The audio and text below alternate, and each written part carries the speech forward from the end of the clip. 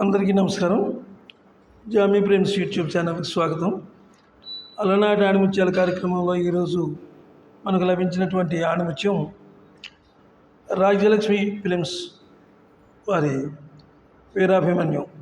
ఈ సినిమా 60 సంవత్సరాల నాటి క్రితం సినిమా, అంటే దాదాపు స్వర్ణయుగంలో తీసినటువంటి సినిమా. ఆ రోజు అత్యంత విజయవంతంగా నడిచినటువంటి సినిమా ఇది. సుందర్లాల్ మెహతా డూండి గారు రాజ్యలక్ష్మి సంస్థ పేరు మీద ఈ సినిమా తీశారు.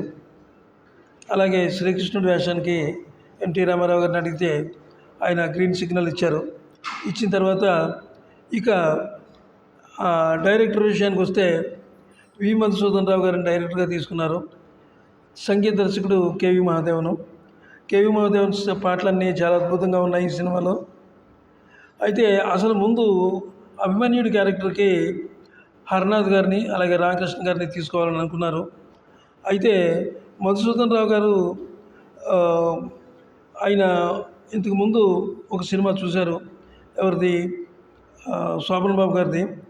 ఆయన చూసిన తర్వాత ఆయనతోటి చేయించాలని చెప్పి ఆయన పట్టుదలతో ఆయన పేరు సజెస్ట్ చేశారు. అలాగే నిర్మాతలు ఒప్పుకున్నారు. ఎన్టీ రామారావు గారు కూడా దానికి గ్రీన్ సిగ్నల్ ఇచ్చారనమాట. అప్పుడు శోభన్ బాబుని ఎంపిక చేశారు. అయితే ఈ చిత్రంలో ఎన్టీ రామారావు కృష్ణుడి పాత్ర వహించారు. నిజానికి ఈ సినిమాలో హీరో మాత్రం శోభన్ బాబే. ఇది ఆయనకి ప్రథమమైన మొదటి సినిమా. ఇది చాలా అద్భుతంగా నటించారు ఈ సినిమాలో.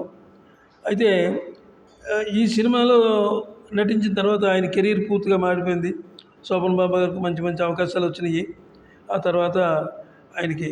అయితే ఇక్కడ ఒక చిన్న విషయం, షూటింగ్ దశలో శోభన్ బాబు గారు పెద్ద పెద్ద డైలాగులు చెప్పలేకపోయారు. డైరెక్టర్ గారిని చాలా ఇబ్బంది పెట్టారు. ఆ సమయంలో డైరెక్టర్ గారు ఏం చేశారంటే బాగా తిట్టాడు అనమాట శోభన్ బాబు గారిని.